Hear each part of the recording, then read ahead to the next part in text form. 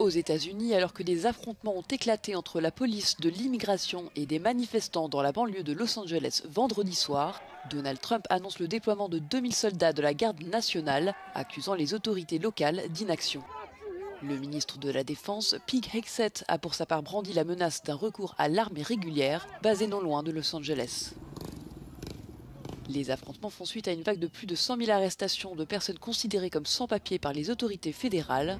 Des scènes de violence ont été rapportées, les forces anti-émeutes ont fait usage de gaz lacrymogène, tandis que certains manifestants ont lancé des projectiles.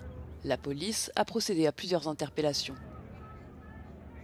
La décision de Donald Trump survient alors même que la situation semble en voie d'apaisement selon la police de Los Angeles. Le gouverneur de Californie, Gavin Newsom, accuse le gouvernement fédéral de vouloir délibérément créer le chaos pour envenimer la situation.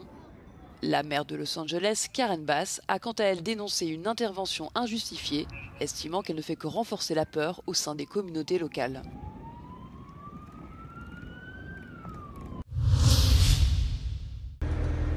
La Russie a continué samedi après-midi et pendant la nuit du dimanche son pilonnage de villes ukrainiennes. Dans la nuit, Moscou a lancé 49 drones d'attaque et simulateurs, un missile anti-navire et 2 missiles guidés. 40 drones ont été neutralisés par les défenses ukrainiennes. On déplore 7 nouveaux morts entre Donetsk, Dnipro, Kherson et Kharkiv. Дитяча залізнична дорога. Одна людина загинула на місці, жінка, як мінімум 3 людини ще отримали поранення у важкому стані і було госпіталізовано до лікарні. Le président ukrainien Volodymyr Zelensky a condamné les dernières attaques russes, exhortant les partenaires internationaux à tenir la Russie pour responsable. Selon lui, il ne s'agit pas de frappes de représailles après l'opération Toile d'araignée, mais de frappes visant à la destruction complète de la vie. En même temps, les États-Unis estiment que la menace de la Russie de répondre à l'opération ukrainienne n'a pas encore été sérieusement mise à l'exécution et que la réponse sera probablement une attaque à grande échelle et sur plusieurs fronts. En Espagne, ce week-end, à l'appel du principal parti d'opposition conservateur, plusieurs milliers de personnes se sont réunies à Madrid pour dénoncer la politique du Premier ministre Pedro Sánchez. Après la publication d'enregistrements audio compromettants, les manifestants dénoncent une possible tentative de déstabilisation de la Guardia Civile par des membres du pouvoir, alors que l'unité de police enquête actuellement sur des accusations de corruption impliquant la femme du Premier ministre, son frère, ainsi que son ancien bras droit.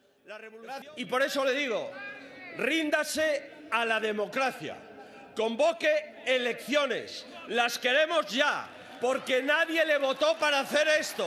Ce nouveau scandale survient dans un contexte politique tendu en Espagne où le gouvernement de Pedro Sánchez fait face à une opposition grandissante.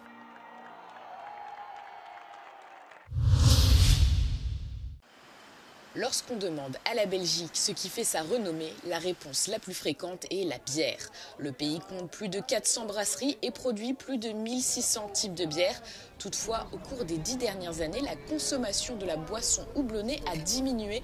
Selon un rapport annuel de l'Association des brasseurs belges, la consommation totale de bière devrait encore chuter de 2% en 2024. L'association affirme que cette baisse est le résultat de coûts élevés, d'une compétitivité réduite, d'un changement des habitudes de consommation et de l'instabilité géopolitique. Je pense qu'il y a pas mal de mesures qui incitent le citoyen à consommer de moins en moins d'alcool d'une manière générale, notamment celles qui ont trait à la sécurité routière. J'habite en Belgique depuis 12 ans et j'ai l'impression que le prix de la bière a quand même doublé depuis. C'est aussi une question de santé, je crois, parce qu'il y a, et de goût, parce qu'il y a beaucoup de gens... il y a 5 ans, il y avait une bière sans alcool, maintenant il y a 6. Il n'y a pas que la Belgique, les brasseurs européens sont confrontés à un déclin à long terme car l'Union européenne a connu une baisse de la demande de bière alcoolisée. Selon Eurostat, entre 2022 et 2023, la production de bière non traditionnelle, sans alcool, a augmenté de plus de 13%.